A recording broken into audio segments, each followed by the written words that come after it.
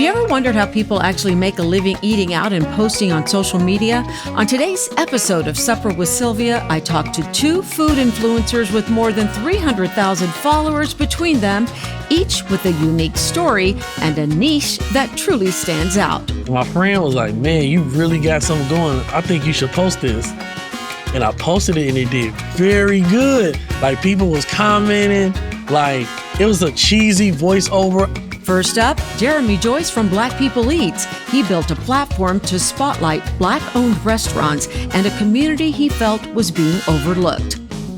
There's a lot that goes behind the scenes. It's not that I just show up, I get some free food, I do take some pictures, come back and post about it. I wish it was that easy. Then Pooja Naik, aka Chicago Pescatarian. She grew up in Mumbai, India, eating fresh seafood and noticed there weren't many influencers repping seafood or South Asian food in the U.S. So this is a real conversation about the hustle, the culture, turning passion into a platform, and how being an influencer isn't for the faint of heart. Jeremy Joyce, I am so excited to have you. I've been following you on your Instagram and love your story. So 2017, you started Black People Eats. Give us some background. How did that get started? Well, you know what happened, Miss Sylvia? I was leaving work one day, Italy downtown. They had this this Oktoberfest. And I was like, all you can eat, and I don't really drink. So I was like, all you can eat food, I'm gonna go check this out. I had on my nice little suit, little jacket and all that fun stuff. And I started eating, and I was like, I don't really see no people of color. So I'm going to record this and post it. So I sent it to a few of my friends, just being funny. And my friend was like, man, you really got something going. I think you should post this. And I posted it, and it did very good. Like, people was commenting. Like, it was a cheesy voiceover. I didn't know how to edit. I didn't know how to do videos. All I knew was that my personality, it was something different about the way my personality came out. And from there, I started blogging under my name Rejoice Life. And I was doing so much, Miss Sylvia. I was doing faith, food, fashion, finance. I was all over the place.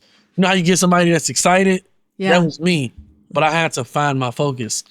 And I found my focus, which was food.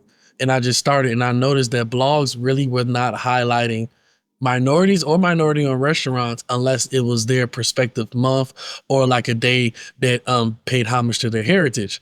Mm-hmm. And after that, I said, these restaurants, need publicity. These restaurants need help. So after that, that's what made me realize I want to create a platform to help underserved restaurants and underserved communities. So when you go make a decision to go get something to eat, you won't just think of Maggiano's, you'll also think of Provare. You'll be able to think of this breakfast restaurant, or you'll be able to think of Luella's Southern Kitchen. So I wanted to create something where they could have their voices could be heard. And that's what made me start. Yeah. And, let's talk about the impact you have, because you see it fairly quickly. Tell me what some of the places that you've been to, what have you seen, and how much do you actually realize the difference you're making for these restaurants? And you know what, Miss Sylvia, that's something that I had to get better at, because I think for anybody who's listening, sometimes we focus so much on what we're doing and the impact where we don't really sit back and think. And I actually had to take that time to think back. I know we talked briefly during COVID when George Floyd passed and like a lot of stuff happened, because that's when we met. And I remember a restaurant owner called me and she said, I don't think you realize the Juneteenth festival that you put on, that brought in so much money. It would allow me to pay my bills and pay employees and staff. And I don't think you really realize that, because I was so focused on hitting the goal, I wasn't even thinking about the impact that it had on people. And I remember she called me that and she told me that, and I was driving, I really sat like, this really brought impact to people, because I just try to help people. I don't try to think about the results, because sometimes when we don't hit results, I start to take it personal, and I had to learn how to detach myself from the result, because I take it hard when I don't hit a goal. So for me, it was really like, man, I'm seeing customers, thousands and thousands of dollars being brought in to businesses just because of Instagram. We was able to raise $100,000 in 2 weeks to give out to restaurants in the pandemic. And it happened. I wasn't even thinking about like, we did this with like no backing and just a social media post. And I was like, man, I'm grateful that God put me in a position to bless other people. Because I don't be thinking about that, all the time. I just think about, I just want to help people. Let's make it happen. Mm-hmm. I don't even think about sometimes the impact that it has. Okay, so Jeremy, I love that you've had such a huge impact that this is now your full-time job. But I've wondered, because you have paid sponsors, this is now your life. What do you do when you find yourself in a position where you've eaten something and you don't like it? I really appreciate, Miss Sylvia, that you asked me this question, because so many people think everything that I eat I enjoy. I actually do not. However, my vision is to spread positivity. So there was a passage in the Bible that I read because I'm a man of God, and I read a scripture, and Noah was drunk after the ark, and he had 3 sons, and one of his sons saw him drunk, and instead of covering him up like most of us should do, that he did? He went to go run and gossip to his brothers. They said, look at what dad's doing. And I read that, and his brothers just covered him up. And when I saw that, it stuck to me, because I said, most of us would rather spread negativity about somebody instead of covering them. Like, what if in that moment he would have covered him and say, you know what? I know you probably going through something right now, but I'm not going to expose you to other people. So I wanted to use that same model in business. So when I go to a restaurant, I go to Sylvia's Burgers. And let's say the burger is not my preference. Let's say the sauce I may not like, the bun I might not like that's being used. Just because I do not like it, which is my preference, does not mean the whole world will not like it. So what I would do is I would say, hey, Miss Sylvia, I did not prefer the taste of the burger. So I can showcase you making the burger, maybe putting the emphasis on the burger, but I will not show me eating it. That's what I do, because I only like to showcase what I enjoy eating. But then I also realize just because I enjoy eating, don't mean you may not like eating it. Like, for example, I love my French toast. I love that really thick bread. So that's why I think Luella's Southern Kitchen has the best French toast to me, because he makes his bread from scratch, and his bread is challah bread, and it's really thick. Now, if Sylvia makes me French toast, and then, it's a thin piece of bread, I can eat the food and say, I went to Sylvia's breakfast, and this French toast was nasty because the bread is thin, and it doesn't have this, it doesn't have that. And I've had to learn that taste is how foodies should explain things, and not just their opinion. Because opinions is grounded in your upbringing, your ethnicity, your nationality, your region, where you grew up from, your exposure. All of those things affect how you taste. And then emotions affect how you taste. Imagine, Miss Sylvia, me and you had a bad day at work, and we going to meet for dinner. Our experience at that dinner is going to be different from if we had a good day at work. Emotions affect how you eat. So what if I order food and it's taking a long time and I'm irritated? That's going to affect along how I eat the food, how I receive the food, how I interpret the food. So I think we got to get better at being able to explain taste, and then figuring out if we're in the right place emotionally when we're eating this food.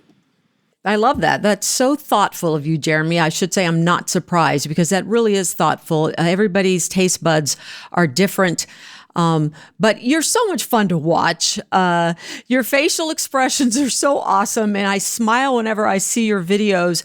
And this is why you went viral, like shortly after you started in 2017, but then during the pandemic, it became this thing, and you started this incredible following. And now you've got this database that you've created. So you're not just Chicago. Tell me about this. This is really exciting. Thank you. So what happened was, I do believe in growing when you're supposed to grow versus growing too fast.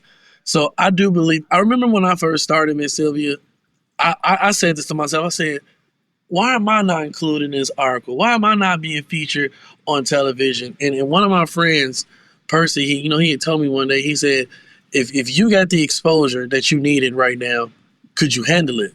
And I had to be honest, and I thought about it, and I said, you know what, I couldn't. So I had to learn how to grow slow, because I didn't know that 3 years later in 2020, after all that stuff happened, that I would just take I would just like Go grammatically viral. grow like Yeah. crazy.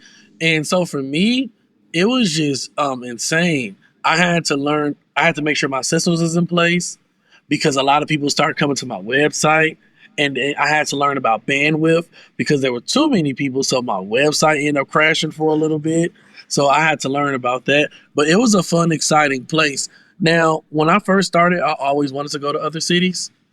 But I realized that I had to become known and effective or impactful. Let me say that. I had to become impactful in my own city first. I think sometimes too many people want to grow too fast. And I heard TD Jake say, build local and grow global. You have to become known where you are first. Are you an expert in the area that you're in? Because a lot of us, like I was just in Miami for the first time this past weekend for Sobe. And a lot of us, I want to go here. I want to expose here. I want to go out the country. I want to film in all of these states and all these countries. But does your neighbor know you down the street? Does the people in your city know you? Do they know how impactful your work is? Because sometimes we're trying to grow too fast, and it's not good to grow too fast. I wasn't ready to grow too fast. That's why I wanted to grow where I was planted. And then as I blossom, you start to see things, and then you can know, okay, it makes sense for me to go to this city because this city, a lot of people experience this city. It makes sense for me to go to this country because a lot of people want to experience this country. Wow. So how many cities now, how many countries in your database? It's a lot now. It was easier when I started because now I'm working with tourism boards, so I'm getting paid to travel now. So I can say this, last year, I think we did like 12 cities in 4 countries. Wow. Just last year alone. I do remember that. Oh my God. You must be, it's probably far exceeded your expectations. Honestly, this weekend, I was thinking like a year ago, I wanted to be at the South Beach Food and Wine Festival. And a year later, I'm here. I cannot believe that I'm able to do this with my wife, be able to get paid to do what I love, and just be able to experience things that I love without that added pressure that I had like in corporate, without the rudeness and meanness of others. It just feels good to wake up and enjoy what I do. Because for so many years in corporate America, I just woke up miserable. Yeah. And I just had to put on a face to make sure I can still handle my job every day. So it feels good, Miss Sylvia. Like, I still be shocked. Like, I'm getting ready to go out of town tomorrow to go film in Florida. I'm going to Disney World for the first time with my wife in Orlando. Oh, wow. Like, I'm shocked that like stuff like this is happening. That's amazing. And, people are saying, oh my gosh, Jeremy, you're getting paid to eat for a living, but it's not all that easy, is it? No. See, people, I think it's easy for us to judge a seat that we never sat in because my whole life is based on a metric. What happened if my metric go down? Like the added pressure of always having to perform, the added pressure of if you do not perform well, that's it. And that stuff really can take a toll on you. That's why like recently in December, I took a month off of social media because I had realized I was consuming too much. I was taking it in too much. I was letting this consume me too much. I was like, this should not have this much pressure on me. And I had to take a step back because it was bothering me mentally too much. So sometimes you got to recognize like, yes, this is a fun job. I love it, but there's so much added pressure, Okay. So obviously there's too many places for you to even say what's your favorite, but because we are Chicago centric, I want to find out what is your go-to restaurant in Chicago when you just want some comfort food and everyone knows your name and you just feel like it's home. Where do you go, Jeremy? You trying to get me in trouble? I think so. I try to get out of this. I'll be like, can I pick a different city? I always try to pick a different city so then that way I can't get in trouble. Here's the deal. Okay. Here's the deal. You're not going to get in trouble because there's so many great restaurants out there. But I think we as Chicagoans all have our go-to spots. And every chef I've spoken to, every distributor I've spoken to, this is a question I always ask them because we all have a spot. What's your spot? All right.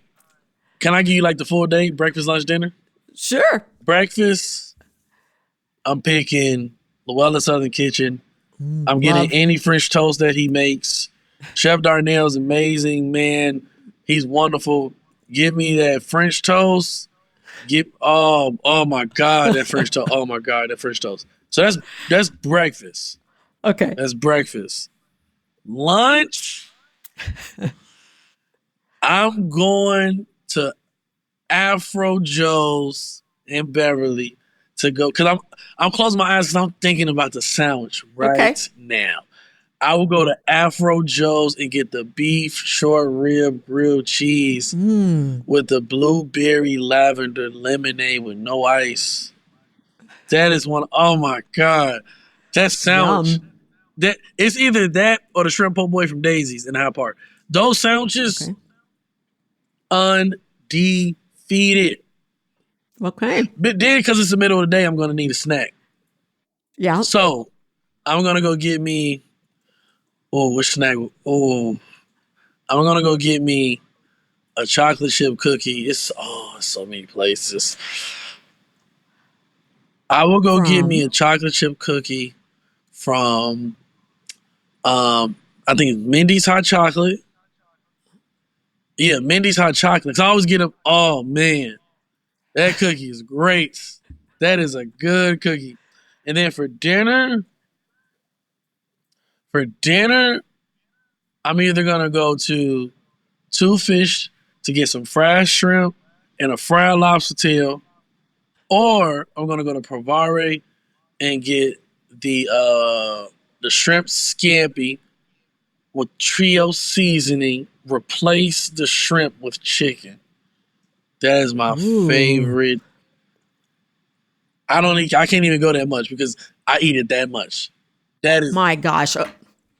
Okay. That's good. It all sounds delicious and I want to try, but I have to say that is an exhaustingly filling, yummy day. And then you roll over and you go to bed. Oh yeah. No, I gotta go walk so I can burn off all those calories. There you Then go. I'm gonna Yeah. go to bed. But honestly, that's like a day. Like if I was taking somebody out, like when people come to Chicago, Sure. I typically because we going all the places, we just bite it and that's it. We're not like eating. We're gonna like take a little bite. We're gonna split the meals so then that way we can engulf ourselves in all of the food. I love it. That sounds like a wonderful day. So what's the future, Jeremy? You've got a lot going on. What's next? Honestly, for Black People Eats, I don't know if you know this, but I recently made an announcement. So I started doing travel and tourisms. And as an African American man growing up, I noticed there were just certain foods I did not really try growing up. Because Chicago's a segregated city, and there's just certain neighborhoods you just don't go to or you don't feel welcome to go to. And I started traveling, and I started noticing there was foods that I have never tried before. And I'm 33 years old now. In the city of Asheville, which is currently probably in my top food city right now, because everything is farm to table, everything is fresh. I went before the flood, so I experienced some amazing food. And I went to the city of Asheville, and I had tried Hawaiian food for the first time. I tried Filipino food for the first time. And I'm telling myself, I'm 33 years old. Why am I just now trying this? Why am I just now eating ramen for the first time at 32? Why am I just now trying these foods that I've never been exposed to? And the food was amazing. The flavors were things I've never experienced. I had duck adobo, and I'm just eating these, Hawaiian ribs, and the flavors are unexplainable. And I said, I need to start trying other food. I need to start trying other culture food. And the lady walked up to me and she said, you're in Chicago. Have you been to any restaurants from the Bear? And at the time, I only did Black-owned restaurants. And I was like, no, because, I only really do Black-owned restaurants. I would go to other restaurants, but I've never really been. I don't really take much of effort. And she said to me, you can be the bridge to really change communities by bridging people together, by trying other foods and being that person that gets communities to intertwine. And she said that to me, and then next thing I know, I started doing traveling. And I was at home and I said, you know what? I'm going to start trying other nationalities and other cuisines and exposing myself and my community to foods that we've never tried. And I started to notice a lot of my friends, some of my friends had tried other foods, but most of them haven't tried certain cuisines. A lot of my friends that's African, they've never tried certain other African cuisines. So I made an announcement that this year Black People East is going to start trying other nationalities and cuisines. So I'm looking forward to that, being exposed to uniting the world through food and culture and eating from a Black perspective to unite the world. Because I believe if I can try other cultures and learn them and learn their stories, I can tell their stories in a way where people will be able to connect to those stories just like their own. I love that. Can I take you out to my favorite Puerto Rican restaurant in Chicago? Yes, you know what? I've never had Puerto Rican food. Oh, Jeremy, it is on. What's your favorite? What's your favorite place? Well, there's a couple. I'm not going to tell you yet. I want to take you. There's two I want to take you to. Yeah, because okay? I've never had Puerto Rican food. Oh, and when Jeremy, I tell people, they this like, was meant to be. Seriously? I'm like, oh yeah, I gotta try. Because I just had Cuban food for the first time in Miami. Oh, and yes, good stuff. I said, what have I been doing? Yeah, that's the food that just gives you comfort to me. You know, when I go to Miami, if I eat Cuban food, it's very close to Puerto Rican food too. And whenever I eat it, my taste buds just light up and I feel like somebody is just embracing me. It is heaven. So we are doing a Chicago themed Puerto Rican day for sure. Yeah, I can't wait for that. Thank you so much, Jeremy. If there's anything that you would say to people that you want them to know about you and the whole influencer world, as people look to, social media and everything else, what would you want people to know? I would say to two people. I would say to influencers, I think it's time to change the way we market to restaurants. I think Keith Lee coming out, was a very great thing because he showed influencers and restaurants that a lot of the money that's being paid to influencers from restaurants is starting to get out of hand. Because I even used to get paid from restaurants. And honestly, I felt convicted and I stopped.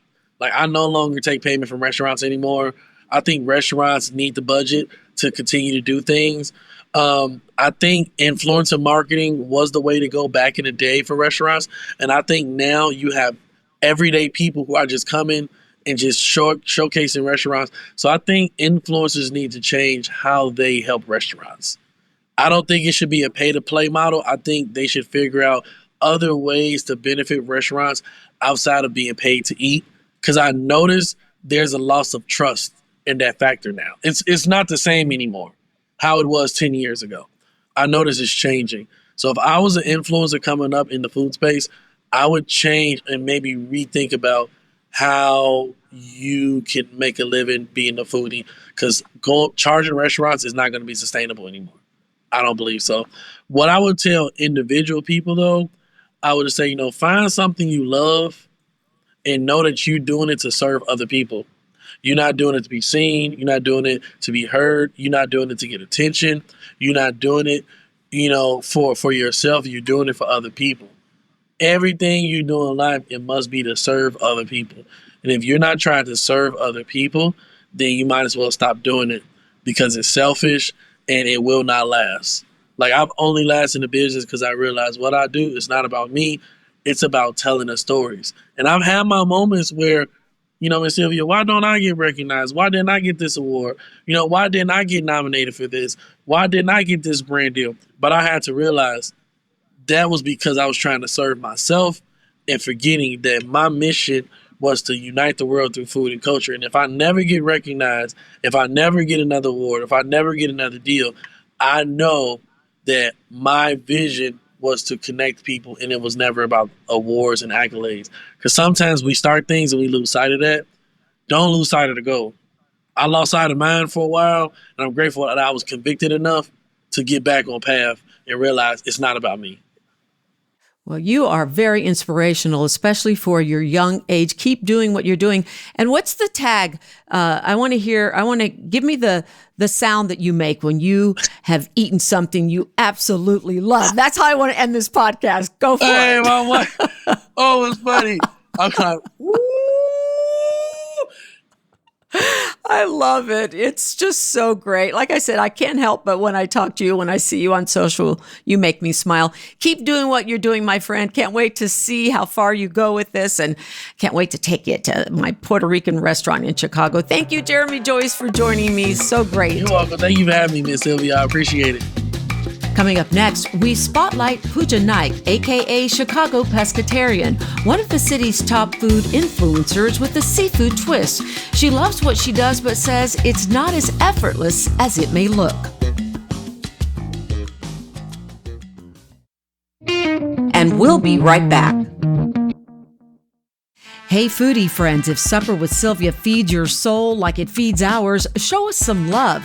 Subscribe, like, leave a kind review, and share it with someone who loves a good story and a good meal. Thanks for joining Supper with Sylvia. It's the love of food that brings us together, but it's the stories behind each bite that brings this to life. Pooja, it is so great to have you on the podcast. You and I have gotten to know each other over the last few years because we're both foodies. I think the first time I met you, we were at a really fun media night dinner at the Langham Hotel. And we hit it off. We had such a great time. And I've been following Chicago Pescatarian ever since. How did you become an influencer? I get this question asked all the time. First of all, yes. I loved meeting you, and we've had so many fun media dinners since then. So thank you for having me on your podcast. I have always loved seafood. I grew up with seafood. I grew up in Mumbai, in India, which is on the coast. And so seafood was a staple in my household growing up. And food is a core memory for me growing up.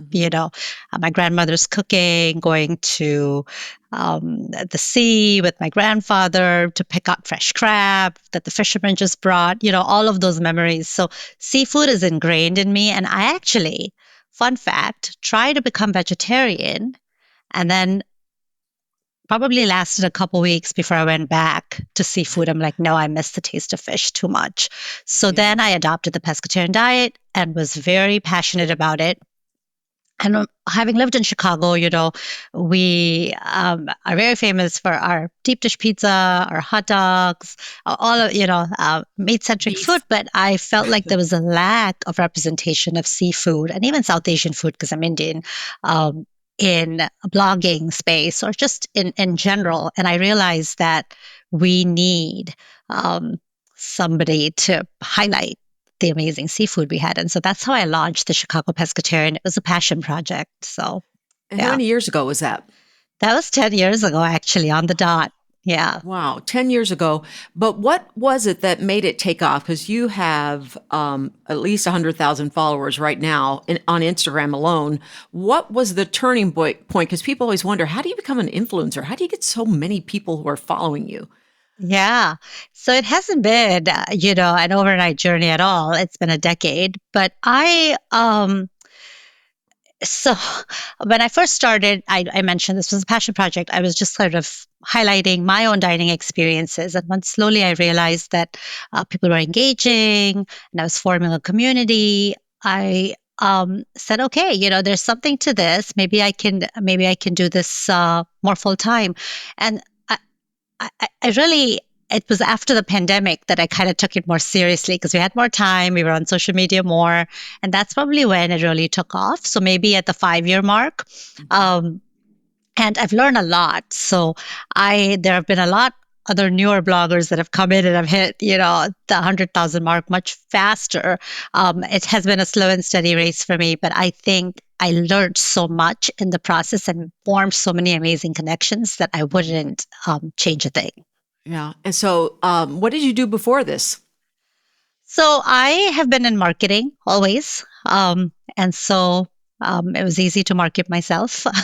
But I've always been in marketing. I've been passionate about it. I studied, my undergrad was in economics, and I worked for a government agency for a while in Michigan. And then I was involved in membership marketing and now to blogging. I love that. A lot of influencers seem to have that business background, which is interesting, which is something that you need as well. So I feel like you really were the first person I saw kind of promoting the whole seafood industry at the time.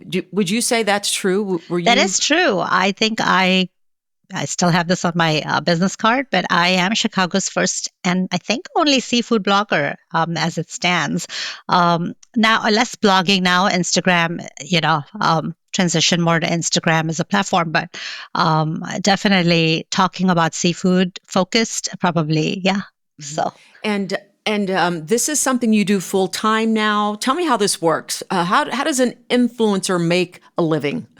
Yeah, so I don't do this full time yet. I'm on my way, but yeah, you can definitely make a living because you can monetize. Now, I will, if I had to give a tip to an emerging or budding content creator, I would say start monetizing early. I realized later in the game that hey, like you can charge for your time, but it's really about forming those connections, being on the right food PR lists, talking, forming a bond or like a relationship with chefs, creating that rapport where they look at, and also becoming sort of the expert, creating the niche enough to gain credibility. And then you can diversify into other things. But I started with seafood because that was truly my passion. And I think that once if the audience sees the passion, I think they will follow along, so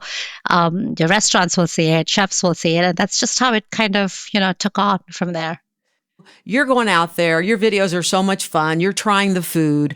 Do you get paid by restaurants to come and try their places out? Tell us how that works. Yeah, so sometimes I do.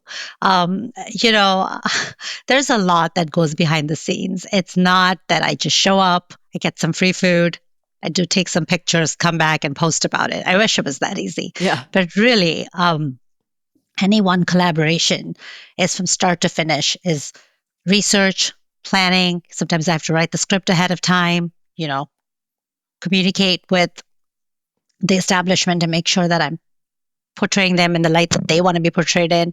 So there's so many steps: editing, photographing, shooting the content, and so I would say that it's really you have to be willing to put in the work. It becomes very contractual and at the time, but it's also yeah, there's definitely a way to monetize in this profession, but it's not always paid. Sometimes it's paid, and sometimes it's just a trade. Okay, so this is interesting. So for people who are listening and they're trying to become influencers, at what point do these restaurants and do these chefs start reaching out to you because they realize the value of your audience? Oh, great question. I think sometimes it could be a time factor, like, oh, we've been working together for so long, like I trust you. There's this credibility. Sometimes it could be as um, it could be about, hey, you really helped increase our reservations by 20% this past weekend or whatever. It could be related to something that they saw, an uptick. So it just depends. I don't think that there's a hard and fast rule about how they decide, but I think time and credibility play a big factor. They see I will consistently say this, that passion, whether it's your audience or whether it's people wanting to collaborate with you, they see the passion shine through and they can tell if you're really passionate about it, if you're in it just for the money. And I think when they see that you are as passionate as them about bringing their business to light, I think they are more prone to wanting to reach out and say, hey, let's do a paid partnership. Okay, so this is a question we always wonder about too. I have to ask you. So before you decide to sign a contract or before you decide to maybe showcase, have you ever had an experience where you went there and you thought, oh my gosh, this is not good. I don't know what I'm going to do. This is awful. So few and far that surprisingly, in a decade of me doing this, I have not had too many of those experiences, but it has happened. You know this, Sylvia, it has happened. But I think, see, I'm not a critic. I'm a blogger. I'm an influencer. So when I go in, I am trying to focus on just the positives and highlight the positives. So there's always something positive that I can find. So if there's maybe 8 things I'm trying, I can focus on the maybe the 2 things that I really liked, or even if it was just one thing. So I can do that and I can tweak it that way. If the ambiance is not good, maybe I don't feature that so much into the content. So I can play around with it, and the good thing is I'm not invisible. I'm not a food critic, so they know Right. I'm coming. Right. They know you're coming. Yeah. I love that. That's such a good point because there's a restaurant in town that it's very popular. It's fairly new, and I'm not going to name the name, but I had all the dishes leading up to the dessert, and all the dishes leading up to the dessert were not very good, but they had one of the best desserts I've ever had in my life. So in this case, if that happens to you, then you might just focus on that dessert. Yeah, well, I wish, but a lot of times, a restaurant's not gonna be happy with being like, "Oh, you just talked about dessert and left." So I'd probably then maybe feature the ambiance. I talk about sort of the background and the history of, the restaurant. So I would have to get creative with it. But yeah, I would probably highlight the dessert the most because that's what I liked, Yeah. and I want to be authentic to my followers. They really they're really counting on me to bring them the inside scoop. So you grew up in India. You are here in Chicago. Chicago is home now for you. Has your newfound career in being an influencer taken you outside of the city to explore other foodie areas? That's also a great question. Yes, my husband and I, we travel, we're avid travelers. So we travel a lot. We try to explore at least 2 new countries a year. Surprisingly, a trip to Iceland brought a lot of collaborations, and I would have never expected Iceland. So whenever I'm planning a travel, I will reach out to some seafood restaurants there to see if they're interested in collaborating or partnering in some way, or if I'm going in, I'll be like, hey, like, it's Chicago Pescatarian coming in, whatever.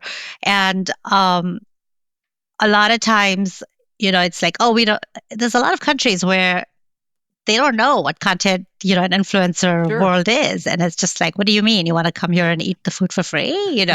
So, and it's not that kind of dry, but it's funny at the time. But Iceland is a country that apparently really has its influencer game down.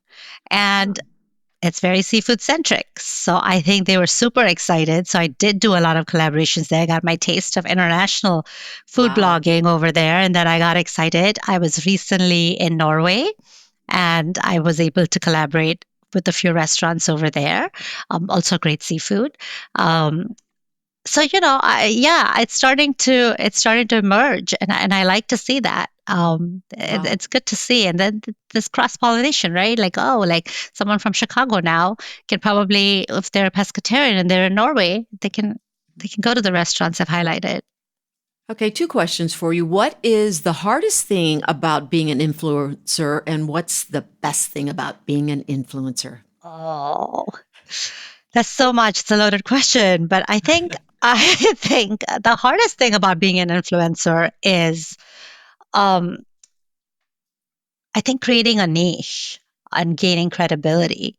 I think, and then being consistent. Um, Whether it's the Instagram or whatever social media algorithm, or whether it's the real life, people want to see consistency. They want to see you. And sometimes, if you take a break, you don't really can't afford to take a break because you have to be front and center. So if someone asked me, what is the one thing about consistency, I would say post every day and post at the same time. And I've been doing that consistently. I maybe miss a day or so here and there. So I would say that's the hardest thing about being so on top of it. And the content creation part itself, it takes me maybe 20 minutes to shoot content sometimes, but it can take me up to 2 hours to edit the content. And a lot of late nights, trying to get that, or if there are deliverables that are due, just keeping track of the different deliverables for different restaurants. Different restaurants might have different hashtags they want, different types of SEO optimization. Like there's so many nuances. So I would say that that's probably the hardest, most challenging thing. I would say influencing is not, being an influencer is not for the faint-hearted. Yeah, it's hard work. And the best thing?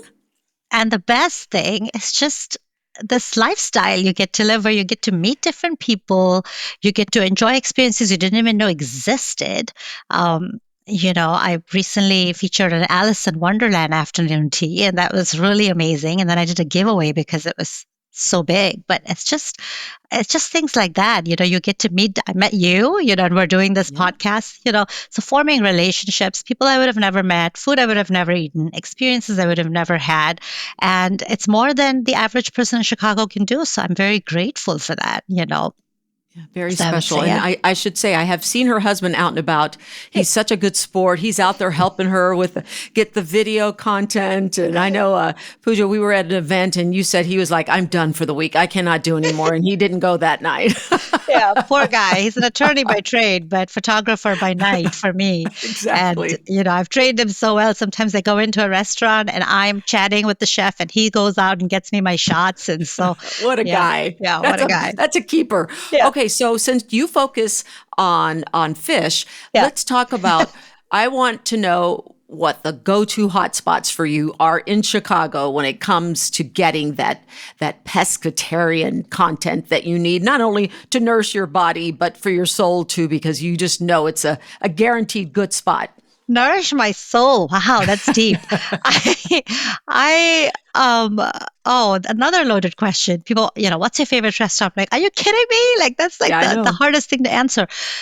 So there's seafood centric restaurants, and then there's restaurants that do seafood well or have seafood dishes. And for me, because I'm eating out sometimes 7 days a week, when there's a memorable dish, the restaurant becomes memorable for me too.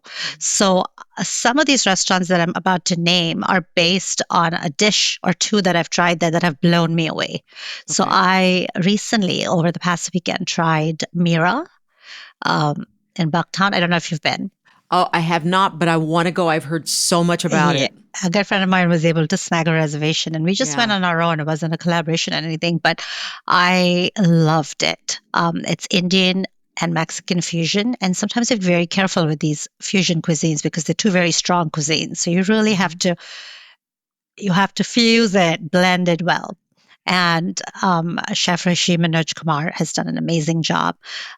So I would say that's a top now. And it changes, as you can imagine, because, restaurants are evolving too. Bar Mar by Jose Andre in the Loop. Amazing. That is the most beautiful bar, isn't it? Beautiful Stunning. bar. And they have a giant octopus. Yes, as a chandelier. Chandelier. And lo and behold, their favorite dish there is the octopus for me. Yeah. I would also say RPM Seafood. They have a miso black cod. That's so just divine. Mm-hmm. So those are probably, I love Zuko. I love Umo. I mean, there's so many. Yeah. I can keep going. Is there like a neighborhood place that you like to go to? Maybe a smaller mom and pop, or just something that's kind of comfort for you that's not so fancy, or, that you and your husband are like, oh, let's just go there. This is easy. I will say, last year I discovered Don Pez fish tacos in, I think it's in Bucktown, and oh my goodness, it's the best fish tacos in town, best fish tacos of my life. Highly recommend. It is a mom and pop owned shop, and it's just amazing. So I would describe the taco to me. Don Pez in Bucktown. Yes. Okay. Yeah, Don describe Pez. The taco. What was so good about it? For one, they have many different kinds of tacos, so you can pick different seasonings. But I don't know. It was the sauces. Yeah. It was the fixings that they had were just so. Even the slaw and the fish itself was so just juicy. And every bite, now I'm like hungry for tacos for breakfast. So I'm with you. Now you've got me craving. I'm going to go try it myself. And then the Baja Fresh fried taco was actually crunchy, because sometimes it gets soggy inside the taco, and here it was like they were able to make sure it still remained crunchy. So I just, amazing. Very casual spot. It sounds perfect. Chicago, we have Lake Michigan, but we don't have an ocean, although a lot of people come here and think Lake Michigan is part of the ocean because it's so vast and large.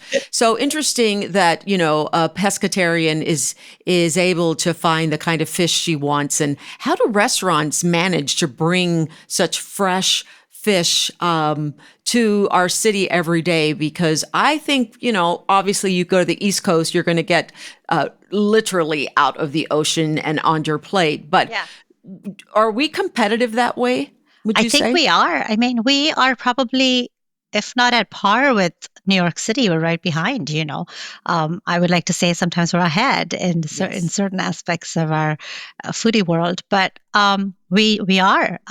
In fact, one of my obsessions in recent years is omakase. So sushi at the chef's counter, a very immersive experience. Love it.